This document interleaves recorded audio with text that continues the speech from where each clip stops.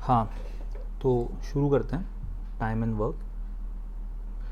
और ये चैप्टर भी हमारे पिछले चैप्टर मिक्सचर की तरह एप्लीकेशन पार्ट है हमारे concept of ratio and proportion का। तो this is also application part of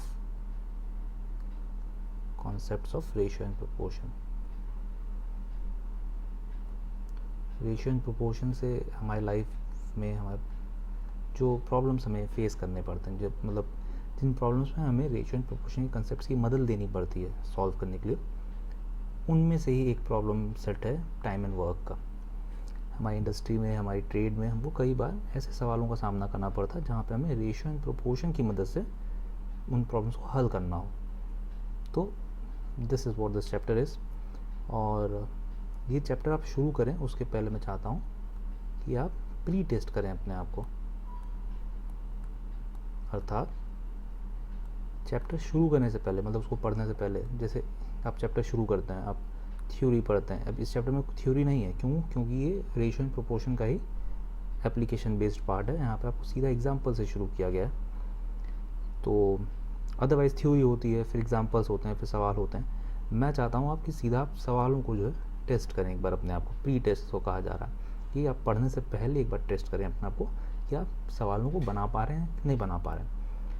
अब आपको ऐसा काउंटर इंट्यूटिव लग रहा हो कि अरे ये कैसे होगा, मतलब अगर मैं नहीं पढ़ा हूँ तो मैं कैसे बना लूँगा सवालों को।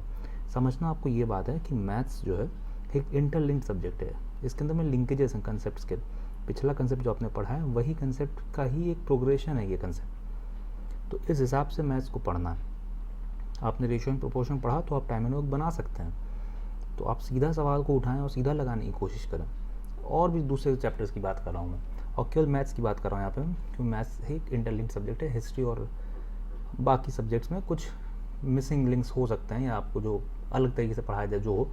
हम यहाँ पे जिस हिसाब से पढ़ाई कर रहे हैं मैथ्स की, हम इंटरलिंकेजेस के हिसाब से पढ़ रहे हैं। तो मैं आपको ये बता रहा हूँ कि आप पहले प्री टेस्ट करें अपने आप को।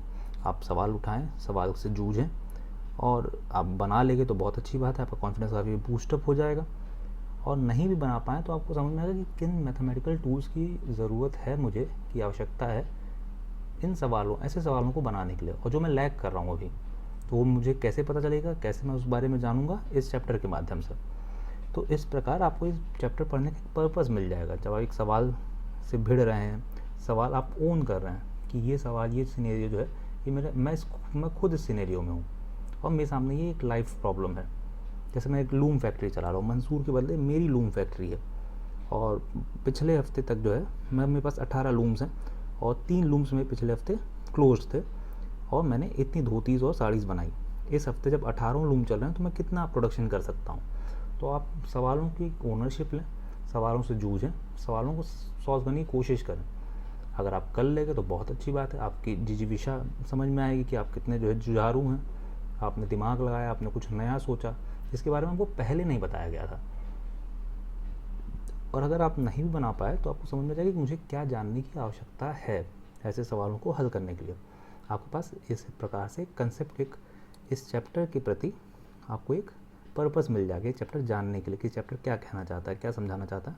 You will have a reason for learning this chapter, for going through all this examples and all.